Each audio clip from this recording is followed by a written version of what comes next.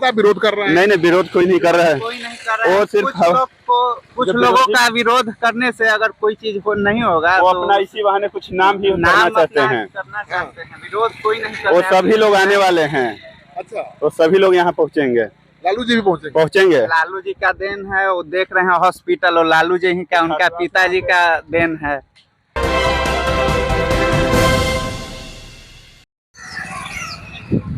तो आप ये जो बोर्ड देख रहे हैं, लिखा है तरेत पाली मठ। ये बोर्ड बहुत खास मायने रखता है और तरेत पाली मठ का नाम देश दुनिया में चर्चा में आ गया है अचानक। पटना से 40 किलोमीटर दूर सुदूर देहाती इलाके में ये मठ अवस्थित है। आखिर चर्चा में क्यों आ गया? चर्चा में आ गया है बागेश्वर धाम की वजह से। बागेश्वर धाम के महंत धीरेन्द्र शास्त्री यहाँ पर कथा करने आने वाले हैं। पहले पटना के गांधी मैदान में कथा होने वाली थी, लेकिन जिला प्रशासन से अनुमति नहीं मिली। कारण बताया गया, जो भी हो कारण। अब पटना के गांधी मैदान की जगह पटना से 40 किलोमीटर 42 किलोमीटर दूर इस सुदूर देहाती इलाके में बाबा की कथा हो रही है। कथा की तैयारी आप देख लीजिए। ये है कथा पंडाल का मैदान, जहाँ पर पंडाल लगाने की तैयारी चल रही है। अभी 1 सप्ताह का समय है, अगले 2-4 दिन में पंडाल दिखने लगेगा। मठ के बाहर जो बैठका है उसमें आप देख रहे हैं कि सैकड़ों लोग ग्रामीण बैठे हुए हैं, आए हुए हैं। सब लोग कथा की तैयारी में जुटे हुए हैं और सब यही चर्चा कर रहे हैं कि कथा को कैसे ऐतिहासिक बनाया जाए। कथा को लेकर कितना उत्साह है? बहुत बहुत बहुत ज्यादा है। इसके लिए बहुत ज्यादा उत्साह है। तेज प्रताप विरोध कर रहे हैं। नहीं नहीं, विरोध कोई नहीं कर रहा है। कोई नहीं कर रहा है। वो सिर्फ कुछ लोगों का विरोध करने से अगर कोई चीज नहीं होगा वो तो अपना इसी बहाने कुछ नाम भी करना चाहते हैं। विरोध कोई नहीं कर वो रहा है। सभी लोग आने वाले हैं। अच्छा, वो सभी लोग यहाँ पहुँचेंगे।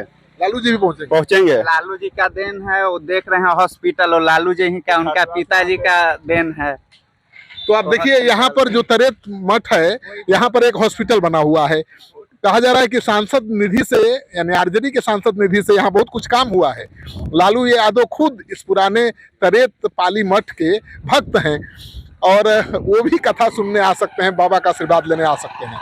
तो लोग तेज प्रताप यादव की धमकी को गंभीरता से नहीं ले रहे हैं और उनका कहना है कि तेज प्रताप के बयान से ये नहीं समझ लेना चाहिए कि पूरी आरजेडी बाबा के खिलाफ है।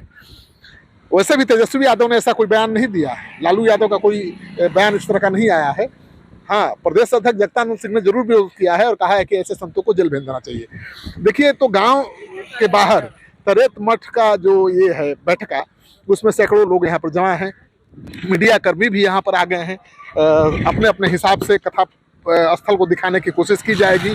हर तरफ देखिए, पेड़ हो, पौधा हो, हर जगह झंडा लगाने की तैयारी चल रही है। तो पूरा राममय माहौल हो गया है।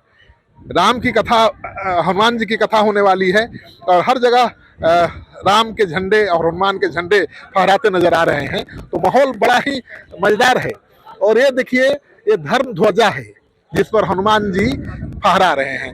तो जहाँ भी कथा होती है धीरेन्द्र शास्त्री की, वहाँ पर सबसे पहले इस धर्म ध्वजा की स्थापना होती है। देखिए कितनी खूबसूरत धर्म ध्वजा है, इसकी स्थापना हो चुकी है। मतलब कथा तो होगी, चाहे लाख विरोध हो, धीरेन्द्र शास्त्री आएंगे। और विरोध की वजह तो आपको बताने की जरूरत नहीं है। धीरेन्द्र शास्त्री हिंदू राष्ट्र बनाने की मांग करते हैं और इसी वजह से उनका विरोध होता रहता है। ठीक है, ये लोकतांत्रिक व्यवस्था है अपने देश में और यहाँ पर सबको अपनी राय रखने का अधिकार है। सबको अपने धर्म का प्रचार का अधिकार भी है और सबको अपनी बात रखने का अधिकार भी है।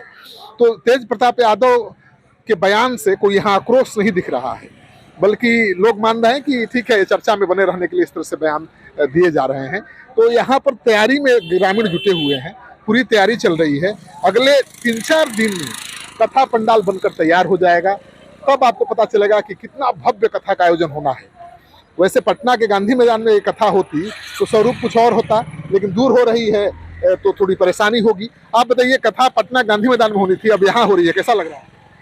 हमारे समझ से तो ग्रामीण क्षेत्रों में सनातन धर्म के प्रचार के लिए इस कथा का होना ज़्यादा आवश्यक है। इसलिए कि ग्रामीण क्षेत्र में बुद्धिजीवी लोग, जो पढ़े लिखे लोग कम होते हैं और शहरी क्षेत्र में जो ज़्यादा होते हैं, तो लोग तो किताबों पढ़ के इसका ज्ञान प्राप्त करते हैं। सनातन धर्म का बाबा झंडा गाड़ रहे हैं, आप मानते हैं? अरे तो नहीं करेंगे। यह भारत जो है 1950 के भारत है कि प्राचीन भारत है?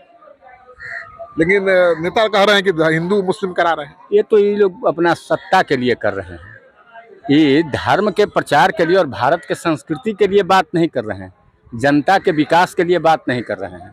ये अपना अपना रोटी सेंक रहे हैं। ये कथा ऐतिहासिक हो, ऐतिहासिक है और ये होना चाहिए। देश जो है, भारत की जो गरिमा है वो प्राचीन है। ये 1950 का भारत नहीं है, वह तो एक देश चलाने के लिए अंग्रेजों के द्वारा जो आज़ादी दी गई, उसके पहले भी देश थी ना जी। तो उसके लिए हमने जो संविधान बनाया कि देश को हम कैसे चलाएं, तो उसमें विभिन्न धर्म, विभिन्न जाति, विभिन्न संप्रदाय, विभिन्न भाषा के लोगों का समन्वय करके एक प्रारूप तैयार किए। वह प्रारूप भी इसलिए तैयार नहीं किए, अंग्रेजों ने कहा कि आपको शासन चलाने नहीं आता है और आपने कभी शासन चलाया ही नहीं। यहाँ हकों ने शासन किया, शकों ने किया, मुगलों ने किया और हम कर रहे हैं।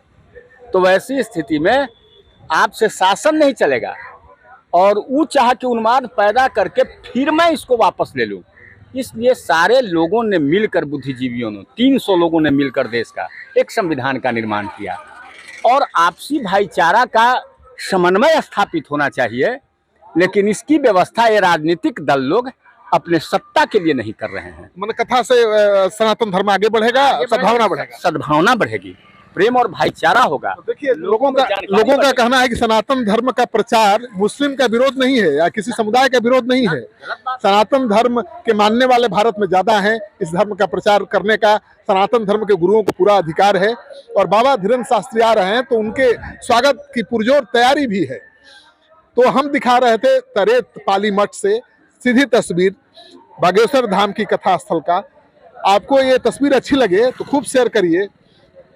अगर आपने अब तक हमारा चैनल सब्सक्राइब नहीं किया है जरूर कर लीजिए। आपका सहयोग समर्थन हमारे लिए बहुत मायने रखता है।